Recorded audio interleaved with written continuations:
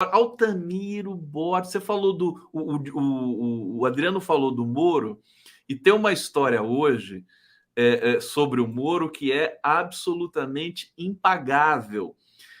Em conversas privadas, Lula diz que cassação de Moro pode ser um erro político.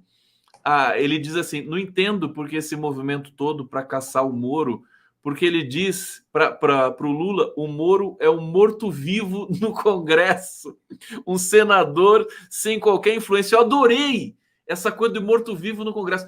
Você acha que você concorda com o presidentão, com o bruxo? Não. Não. Tem que caçar. Lógico. Você precisa desmoralizar esse cara. Você tem que mostrar o que ele é, o que a família dele é, o que foi o estelionato eleitoral promovido pela Rosângela em São Paulo, como a Grupo Prerrogativas denunciou. O estelionato eleitoral foi feito aqui. Por que ele fez estelionato eleitoral no Paraná? Por que ele utilizou todos os recursos de uma campanha presidencial para depois fazer uma campanha para Senado, ou seja, desproporcional na disputa para o Senado no Paraná? Então é preciso desmoralizar esse sujeito para desmoralizar o que foi a Operação Lava Jato. A Operação Lava Jato é isso que o Adriano levantou anteriormente, Conde. Primeiro, bom dia. Comecei assim já. Já começa aqui com tudo. A Operação Lava Jato foi isso. Ela foi uma operação de ataque à soberania do país, ataque à Petrobras, ataque às empresas que faziam de engenharia, que estavam disputando no mercado mundial. Foi isso? Foi um ataque à economia nacional e foi um ataque à democracia brasileira. Sabotou a democracia brasileira. A Lava Jato é muito responsável pela ascensão do fascista Jair Bolsonaro ao poder, é muito responsável pelo que foi o golpe de 16 contra Dilma, a prisão do Lula, é a principal responsável pela prisão do Lula por 580 dias. Então o Lula está muito bonzinho. Eu acho que o Moro precisa ser... Altamiro, o Moro já precisa ser caçado. Acho que a Rosângela precisa ser caçada. Agora, o que o Lula faz é cálculo político. Ele está dizendo, não, se for caçado, ele é um morto-vivo, e aí quem pode ganhar a eleição no Paraná pode ser... Isso é especulação da imprensa.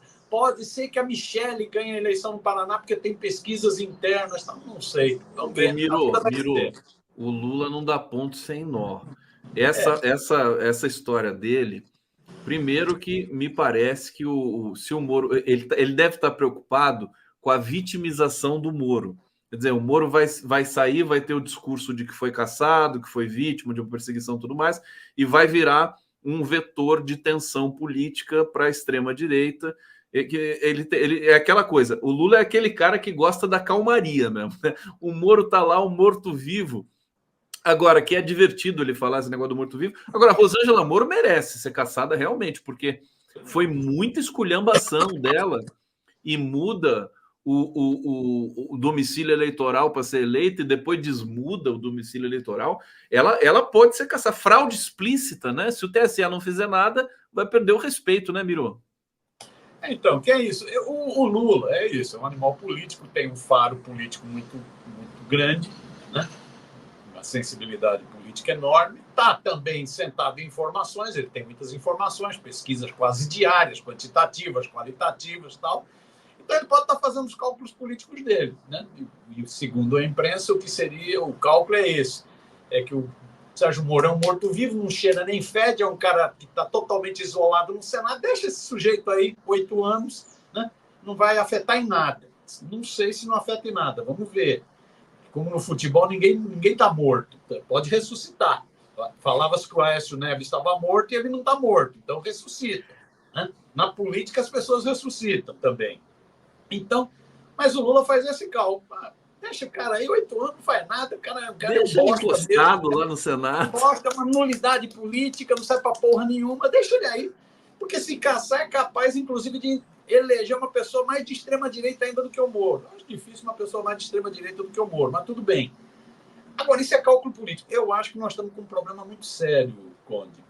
Eu estou muito abalado pelo resultado das eleições em Portugal. Eu acho que nós estamos com um problema muito sério, que é falta de nitidez de projeto. Não precisamos ter mais nitidez de projeto. Se a gente fica só no pragmatismo, não caça, porque se caçar vai vir um de ultradireita, então é jogo político. a gente perde a nitidez. Eu acho que nós temos que ter muita nitidez. Nós precisamos denunciar o que essa casal de oportunistas, né? Esse casal Moro fez para o Brasil, do ponto de vista da destruição da economia nacional, da Petrobras, né, de players mundiais na engenharia, na construção, né, da destruição e da sabotagem à democracia brasileira. Nós precisamos denunciar. Foi tudo um jogo. Foi tudo um jogo. A candidatura da Rosângela foi um estelionato eleitoral. Estelionato eleitoral em São Paulo. Quer dizer, o paulista que votou nela, e aí? Agora ela muda o domicílio eleitoral, ô babaca que votou em mim. Você é um trouxa mesmo. Eu nunca fui paulista. Eu sou paranaense. Eu te enganei, ô trouxa. E fica por isso. Lógico que esses trouxas até merecem. Mas fica por isso. Mexe com o eleitorado de São Paulo. Então, é preciso uma nitidez. Eu acho, né? Estou dando aqui minha merreca de opinião. Você perguntou se eu concordava com o Lula, eu disse, discordo. Né? Porque eu acho que precisa de mais nitidez. Nós temos que denunciar mais o que foi a Lava Jato. A Lava Jato no sentido de atentar à soberania nacional, à economia nacional, a Lava Jato enquanto estupro da democracia brasileira. Nós precisamos, para mostrar o que era esse casal. Era projeto político o tempo inteiro, era toga, era usar a toga para fazer política. Era projeto político o tempo inteiro. Não é para menos que virou ministro do fascista e depois foi detectado pelo fascista. Político econômico, né? E vamos lembrar que o Brasil estava virando bicho-papão, né? Economicamente falando, as construtoras estavam fazendo, a Odebrecht estava na África, estava nos Estados Unidos, fazendo obras gigantescas nos Estados Unidos. Quer dizer, estava assustando, e a Petrobras cada vez mais forte. Né? É incrível que a nossa imprensa, né, realmente é uma coisa assustadora, né, Altamiro? Quer dizer, a nossa imprensa é a que está defendendo Israel nesse momento. Acho que não tem nenhuma imprensa no mundo, nem a israelense, que defenda tanto Israel como a imprensa brasileira. Né? E aí causa aquela confusão na cabeça das pessoas. Quer dizer, mas o Bolsonaro defende Israel, a Globo defende Israel, então Bolsonaro e Globo estão no mesmo barco, né? Basicamente sim, né, Altamiro? Altamiro, vou para um bate-papo aqui, trazer aqui as mensagens, começando aqui com Ivo Afonso. Vamos à luta, camaradas, vamos à luta, mesmo que seja sem apoio dessas elites parasitárias dominantes de esquerda. Fascismo nunca mais. Olha só, tá aqui. A Otília Resistir é Preciso. Que maravilha de live. Maravilha essa live. Estou aqui adorando. Macaé, Rio de Janeiro. Morgana, muito bom, Diogo, parabéns. Maria Marta Antunes, dando dinheiro para acionista estrangeiro, principalmente aqueles crápulas dos países do norte, em especial o Império do Mal, os satanases dos governantes estadunidenses. Não tem importância que a maldição está chegando lá, porque o Trump vai voltar para a presidência dos Estados Unidos. Né? Maristela Zancan, como assim não afeta em nada? Estou pagando o salário dele. Agora nem lembro mais a que a Maristela está se referindo aqui. A gente vai descobrir daqui a pouco. Altamiro, o Mauro Cid já deve estar indo de carro lá para a Polícia Federal para depor, né? Daqui a pouco. E ele vai ser perguntado sobre as revelações do Freire Gomes. E existe até uma tensão no sentido de que, se o Mauro Cid não atender as perguntas da polícia, ele pode ser preso e a delação pode ser cancelada. Mas eu acho que isso é muito difícil de acontecer. Que balanço que você faz desse desdobramento aí, da reconvocação do Mauro Cid para dizer, né, a história, sobretudo do Bolsonaro, se for o Bolsonaro que entregou a minuta mesmo para os militares ali? Então, Conde, eu acho que o Bolsonaro, nesse horário mais ou menos, deve estar tendo uma outra diarreia, deve estar com outro problema intestinal. Ele tem muito problema intestinal, deve estar com outro problema intestinal. Porque esse depoimento do Mauro Cid pode complicar de vez a vida do Bolsonaro. E se não complicar a vida do Bolsonaro, pode complicar a vida dele mesmo, do Mauro Cid. Porque é isso que você diz, esse tenente-coronel, esse milico, que estava cotado para ser general, né? Esse milico, que era ajudante de ordens do Bolsonaro, faz tudo do Bolsonaro, era o que mexia com o cartão corporativo do Bolsonaro, pagava as dívidas da Michele, contrabandeava joias vindas do exterior, né? usava o pai, inclusive, para vender as joias nos Estados Unidos, um general, né? Esse cara, ele fez delações importantes que estão sendo batidas com os fatos, não vale só a delação, tem que bater, tem que comprovar, né, pela Polícia Federal, né? Mas algumas coisas ele omitiu. E o Freire Gomes, que foi comandante do Exército exatamente em 2022, no ano da tentativa do golpe, né? Se preparou todo o clima para o golpe, né? Aqueles atos do dia 8 de janeiro, inclusive, acabaram dando naqueles atos do 8 de janeiro. O Freire Gomes, no depoimento dele, jogou pesado, pelo que circulou até agora, sigiloso, mas vai vazando, vão vazando coisinha. Pelo que circulou até agora, o Freire Gomes confirmou a minuta do golpe, deu detalhes, inclusive, da minuta do golpe, né, o que o Bolsonaro teria mexido e tal. Então, isso mata Bolsonaro, né, isso é o cadafalso para o Bolsonaro. Ele confirmou os planos para prender o Alexandre de Moraes. Antes era para prender mais gente, era o Alexandre de Moraes, era o Barroso, né, era mais gente, né, era o presidente do Senado, inclusive. Depois ficou restrito ao Alexandre de Moraes. Ele parece que deu detalhes sobre os planos para prender o Alexandre de Moraes. Lembra que o Alexandre de Moraes chegou a dizer, a ideia era me levar lá para Goiás, me prender e me levar lá para Goiás, sei lá se eu estaria vivo, né? Ele parece que falou sobre isso. O Freire Gomes falou, e comandante do Exército, generalzão, né? Falou também de como o Bolsonaro interferiu para não desmontar aquelas incubadoras de terroristas nos Forte Apaches, nos QGs do Exército no país inteiro, principalmente o de Brasília, que foi a incubadora de terroristas para o dia 8 de janeiro. Então, ele deu muito detalhe pelo que está circulando de vazamento, principalmente o portal G1 tem dado muita informação sobre isso. E agora, então, o Mauro Cid vai ter que dizer, confirma ou não confirma essas informações? Bate ou não bate essas informações? Eu acho que o Mauro Cid está indo para a Polícia Federal hoje tremendo também. Porque se ele bobear, ele pode ser preso de novo. Porque a delação premiada, uma das condicionantes dos benefícios da delação premiada é o sujeito não mentir e não omitir. Ele omitiu coisas.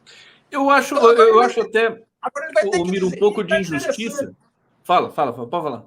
Não, tá interessante, porque parece que o desespero também está no Mauro Cid. Eles fizeram, os amigos dele, os amigos fardados dele, os amiguinhos, fizeram uma campanha para arrecadar fundo para o Mauro Cid. Porque o Mauro Cid disse que está falido para pagar advogado, custa, está falido.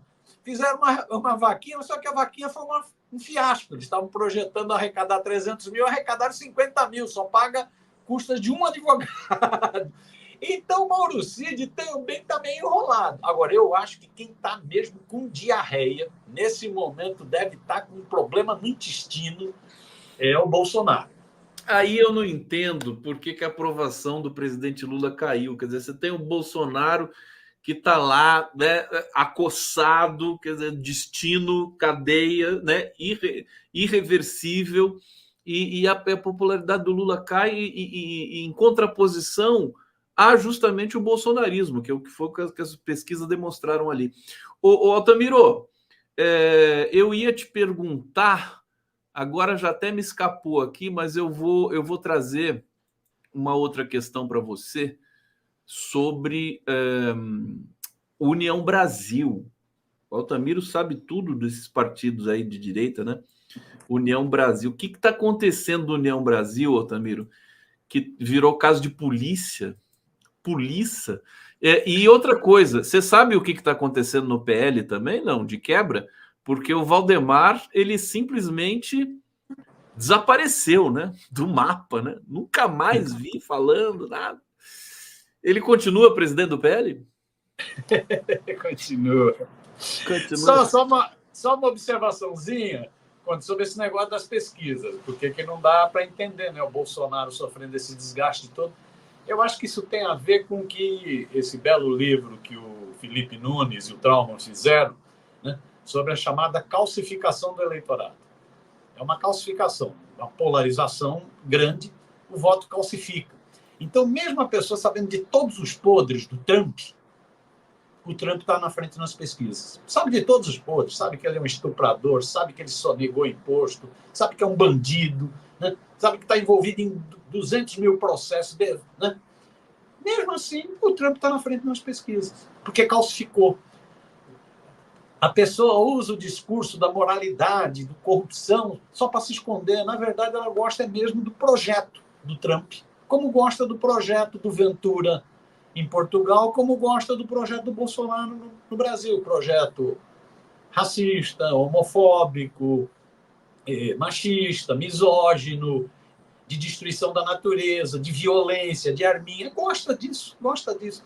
Então, você pode falar mal, pode falar mal, pode falar mal, abala um pouco, às vezes a pessoa fica meio na defensiva, mas é isso, abrir a porta do inferno, destampar o esgoto. Ou você faz uma denúncia com mais incisividade contra essas figuras da política, ou difícil fazê-las voltar para o esgoto ou para o inferno. Né? Você precisa ser mais incisivo ainda, até para deixar na defensiva. A mesma coisa na ditadura também teve isso. No final da ditadura, os amantes da ditadura militar chegaram a promover atos terroristas contra bancas de jornal que vendiam jornais da imprensa alternativa na época. Chegaram a fazer manifestações. Como a denúncia, o regime militar saiu muito desgastado, eles ficaram na encolha. Eles tiveram que voltar para o inferno, tiveram que voltar para o esgoto. Ficaram um tempo no esgoto. Retornaram. Como não se puniu, retornaram. Então, eu acho que isso tem a ver com essa calcificação. E tem também a ver com problemas no governo Lula. Eu acho que uma parte dessas pesquisas revela um descontentamento com os rumos da economia. Mesmo a economia melhorando, mas não está chegando na mesa do trabalhador, precisaria sentir mais. A economia ainda está muito travada pela política monetária de juros estratosféricos e pela política fiscal do arcabouço. Está muito travada ainda. Então, eu acho que isso afeta a perspectiva. Você vê que as 3 pesquisas apontaram isso. Pesquisa da Quest, depois a outra pesquisa da Atlas, depois da IPEC, todas as 3 apontaram que esse fator econômico pesa muito. Né? Mesmo a economia tendo melhorado, olha que maluquice, mesmo tendo melhorado. Você vê, só a economia não está resolvendo. Se não tiver impacto maior na sociedade, não está resolvendo. A economia em Portugal melhorou também. O PS caiu de 120 para 70 e poucos deputados. A economia nos Estados Unidos melhorou também. O BD lá, o Biden... O Biden não está... Então, a economia um peso, tem que ver a percepção na sociedade. Né? Se sente realmente melhoria, perspectiva, juventude. Tá? Então, eu acho que isso tem a ver com a pesquisa. Mas eu fugi do que você tinha perguntado. Sobre a União Brasil. O União Brasil, ele foi uma acomodação. Ele juntou o DEM, os democratas, que é a turma da extinta Arena, o partido da ditadura militar, né? Foi Arena, foi um monte de nome de partido, até que eles deram o nome do partido que nasceu da ditadura, passou a se chamar Democratas. Os caras são de uma hipocrisia impressionante. Então, democratas com o PSL, Partido Social Liberal, que era o partido de aluguel do Bolsonaro na eleição de 18, que cresceu muito. Então, foi uma fusão do PSL com democratas, com o DEM. Essa fusão fez com que a União Brasil pulasse para 80 e poucos deputados, passou a ser a segunda bancada no Congresso. E fez com que, ao ser a segunda bancada, o fundo partidário e eleitoral fosse muito alto. E isso animou. Só que o União Brasil sempre esteve dividido. Esteve dividido entre o Bivar, que era o presidente do PSL, né, com o ex-prefeito de Salvador, o Grampinho. Né, teve dividido. E teve dividido agora quando se fez a sucessão, porque o Luciano Bivar, o deputado pernambucano, não queria deixar o poder de jeito nenhum. Ele não quer deixar. Não quer de jeito nenhum. Fizeram uma eleição na marra e o Rueda, que era cria dele, foi eleito presidente do União Brasil. Ponto, aí a briga pegou. O Rueda está dizendo, é a peça jurídica, é a queixa-crime que foi apresentado, o Rueda está dizendo que foi ameaçado de morte. Ele e um familiar dele, ele não diz qual familiar, foi ameaçado de morte. Isso foi para a Delegacia de Crimes Cibernéticos, né, de Brasília, da Polícia Civil de Brasília, já foi para o Supremo, porque no caso o Bivar tem fórum privilegiado, é deputado, foi para o Supremo. Ou seja, o pau está cantando, né? Há várias denúncias contra o Luciano Bivar. O Luciano Bivar disse que esse Rueda é um cara de fake news, que está mentindo, é tudo mentira. Ou seja, a briga está boa, mas mostra essa instabilidade, porque a União Brasil, ele nasceu com esses 81 deputados, né? 50 e poucos do PSL, na onda bolsonarista de 18, mais os 30 do Democratas, né? Ele nasceu com 81 deputados, 3 governadores, 8 senadores. Parecia um bicho-papão também, mas não vingou. Parecia parrudão. Só que ele, como tem muita crise interna, ele ficou dividido no lançamento de candidatura para presidente da República. Havia um setor que apoiava o Moro, né, do Podemos. Havia um setor que pendia para o Bolsonaro. E havia um setor que queria lançar candidatura própria. Lançaram a Tronic, senadora lá do Mato Grosso do Sul, abandonaram a senadora na campanha, tanto é que a senadora teve uma merreca de votos, ficou em 5º lugar, teve 600 mil votos, perdeu inclusive no Mato Grosso do Sul, né? Foi uma desgraça, abandonaram, né? A Soraya, a Tronic, né? Então está vivendo crise, ou seja, essa crise só está aumentando. Agora, o problema é que essas crises de partidos de direita acabam que não influenciando na popularidade dessa extrema direita, né? Porque é tudo, para eles tudo é destruição. Então, quando eles próprios se destroem, parece que é uma coisa que causa mais engajamento ainda, né? Uma loucura. O Carlos Augusto de Bonis Cruz está dizendo aqui: nos falta uma bandeira, que já foi Lula presidente. Qual a nossa hoje para unir e enfrentar a extrema-direita? Somente conciliar? Enfrentamento é necessário. Hashtag Moro na cadeia. Tá aí, então, para terminar nosso encontro hoje, Miro, vamos reverberar aqui essa demanda do Carlos Augusto. Quer dizer, falta uma bandeira, né? Porque a bandeira até 2022 era Lula presidente. E agora? Como é que fica? Pois é. Eu acho que aí tem a ver... Bela fala aí no chat, pela provocaçãozinha positiva, isso tem a ver com nitidez. Nós precisamos de mais nitidez. A extrema-direita está crescendo porque ela está apresentando com nitidez.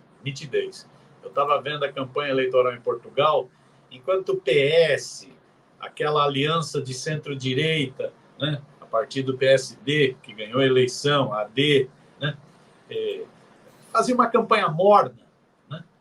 Esse Chega do Ventura fazia uma campanha incisiva, ia para a cabeça, ia para destruir, não vacilava. Às vezes está faltando ao campo, estou levantando aqui para provocar, às vezes está faltando ao campo popular, progressista, maior nitidez de projeto, maior incisividade, né? Tem que ser mais duro, inclusive numa era dessas, que é uma era de redes digitais, você tem que ser mais incisivo e mais para o embate.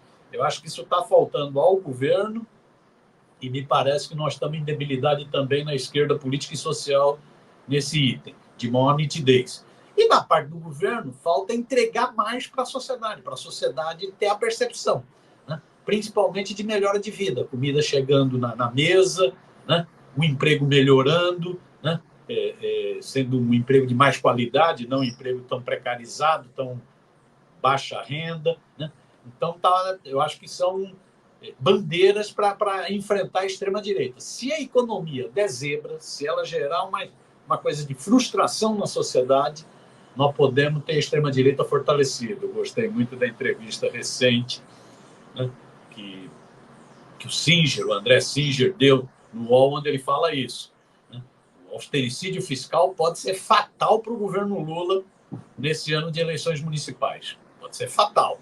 Porque se a economia não criar essa expectativa de melhora, né, isso pode ter uma repercussão grande nas eleições. E se você não tiver mais nitidez de projeto, e aí a batalha da comunicação, aí isso que você faz, onde é fundamental, né, se não tiver mais nitidez de projeto, mais debate de ideias, né, eu acho que a gente também vai ter muita dificuldade. Ou seja, nós estamos muito melhor situados, é muito melhor estar no governo Lula do que estar nas trevas bolsonarianas. Nossa situação melhorou muito, mas não pode nos acomodar.